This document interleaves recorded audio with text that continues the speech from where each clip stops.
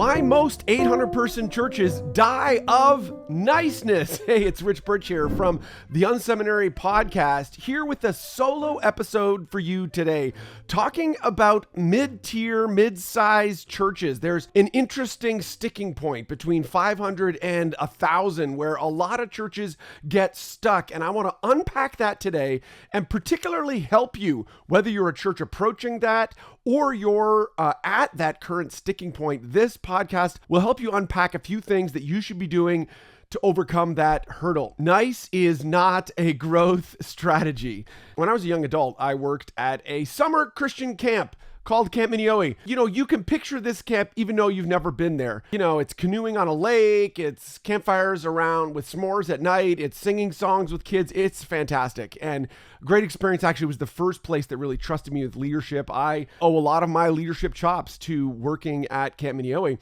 And in fact, when I first was leading as a cabin leader, each of the cabins has 6 kids. And 6 is like a great number because you could sit 6 kids around the table that we would eat at. And in the dining hall, I'd be at one end and the other people would be around that table. And you could reach out everybody, help everybody, poke somebody, ask somebody a question, that sort of thing. It was a perfect size.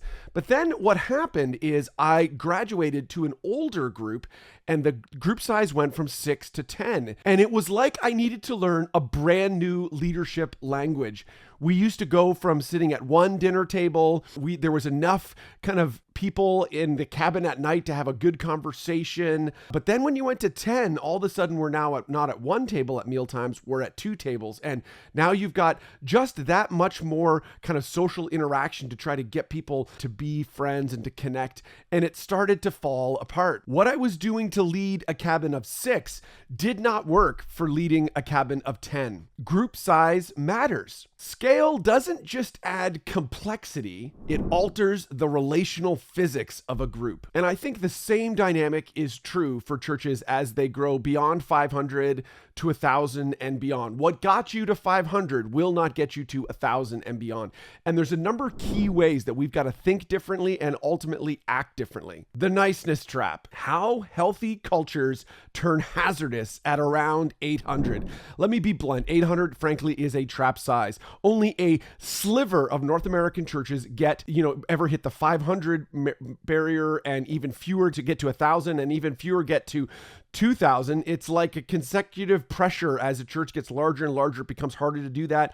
Only about 4% get to 500. About 2% break the 1,000 barrier. What does that mean? That half of the churches that break the 500 barrier will not break the 1,000 barrier. And that's not random. It's really is structural. At 800, what got you here? Tight relationships, consensus leadership, and the beloved family feel, and a place that people frankly invited friends to come and be a part of quietly becomes the lid on what God wants to do next at your church. Tim Keller calls this the size culture. And in fact, in our show notes today, you can click with, there's this great, it's almost 20 years old, this great PDF from 20 years ago where he talks through this. Every size behaves different. And if you impose small church expectations on a larger body, like expecting the senior pastor to personally be available to everyone, that sort of thing, you ultimately wreak havoc. Decision-making slows to a crawl, 6-hour elder meetings become normal, and leaders burn out doing the shepherding that should be owned, frankly, by teams and systems. We've got a webinar coming up tomorrow. The day that this launches, it's literally the next day at churchgrowthlaunchpad.com. And what we're looking at is really what churches do in this 500 to 1,000 range that keep growing. One of the areas that we've got to focus on is invite culture. You see, early on in a church's development, inviting just happened. But what we learn is the fastest growing churches that break the 1,000, 2,000 and more barriers, they don't leave invite up to chance. They train, equip, and motivate their people to invite their friends. So at the Church Growth Launchpad, you can just learn more and register at churchgrowthlaunchpad.com. We're going to be giving you a 90-day plan. So we'll actually talk you through, here's what you should be doing in the next 90 days going into early 2026 to help you launch and grow, or more than launch, help you grow. And then we're also going to talk about 5 levers that fast-growing churches pull to build their invite culture. I'd love to have you there. It's completely free, 1 hour. It's at 12 noon Eastern or 9 a.m. for our friends on the Pacific Coast. We'll also be doing Q&A and that sort of thing. So again, that's churchgrowthlaunchpad.com. growth, launchpad.com, November 12th. That's tomorrow, the day this releases.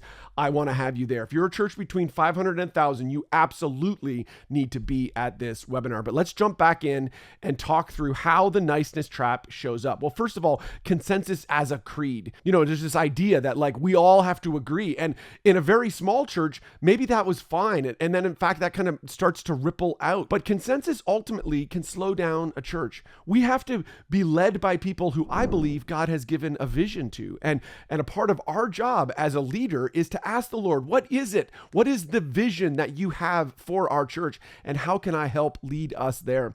The family can become a club, insider language, cliques, a crowded calendar built around those who are already committed, signal to newcomers, man, this just isn't for you. The insideriness of a church of 800 is super insipid. You've got to work hard to make sure that you are both expecting and accepting new here guests. You've got to go out of your way to make sure that new here guests, people who are just arriving, feel welcome when they arrive. This comfort thing can settle in a church of this size. And what you really need to have clarity around what it is that you believe God's called you to. What once felt like unity can become a veto power and actually slow the church down. It's not pastoral care.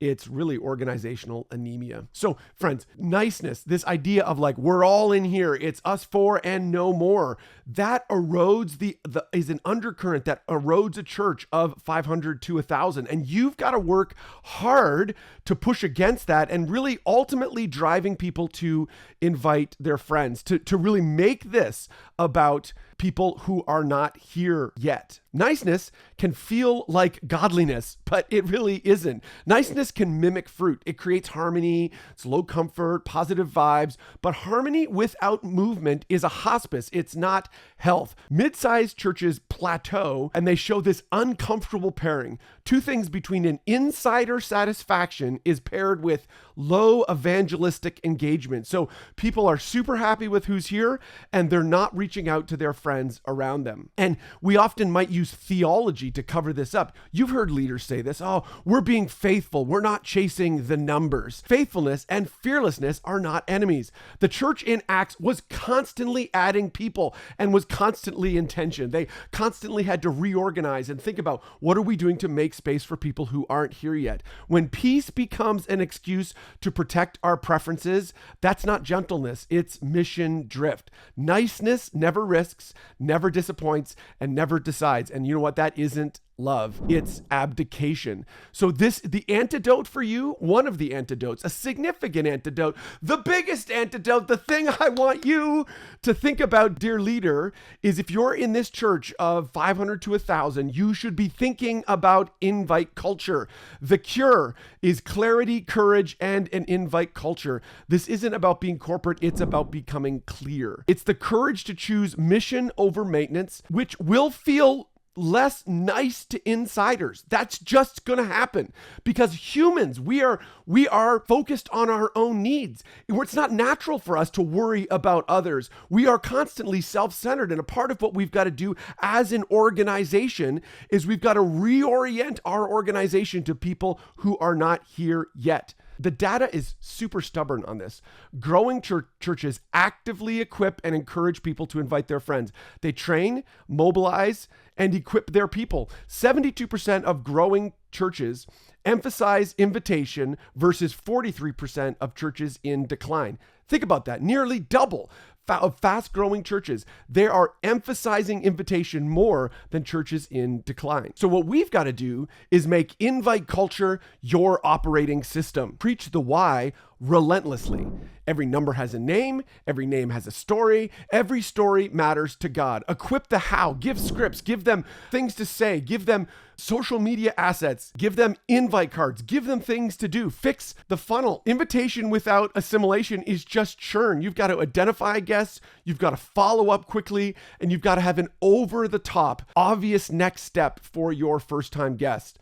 Design for scale. Think about kids, students, weekends, group. All of these engines must have capacity for you to pour invite gas on. Listen, we've seen 5 strategic pivots to break 800 and to live to tell about it. First of all, is to go from the family feel to missional clarity. That's what we've been talking about here, casting a crisp, repeatable vision for outsiders, not insiders. You've got to consistently say to your people, it's not about us. It's about the people that are not here. From consensus culture to accountable ownership. You've got to rewire your governance. Think about your board. They should be the one that are really guarding this mission, that are asking the question, where are we going from here?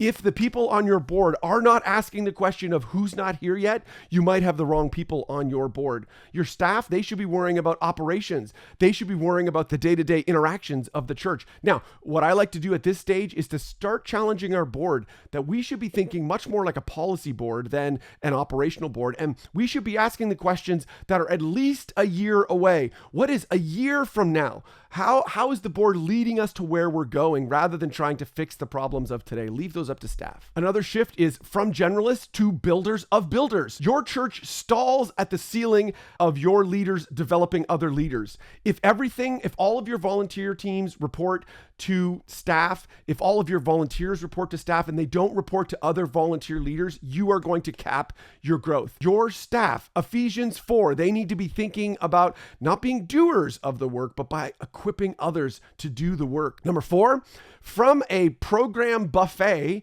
to a simple, obvious pathway. You know, the foundational work of Simple Church still applies to so many churches out there. There was a time when I started in ministry that churches would brag, we have 112 ministries, and we thought that was a good thing.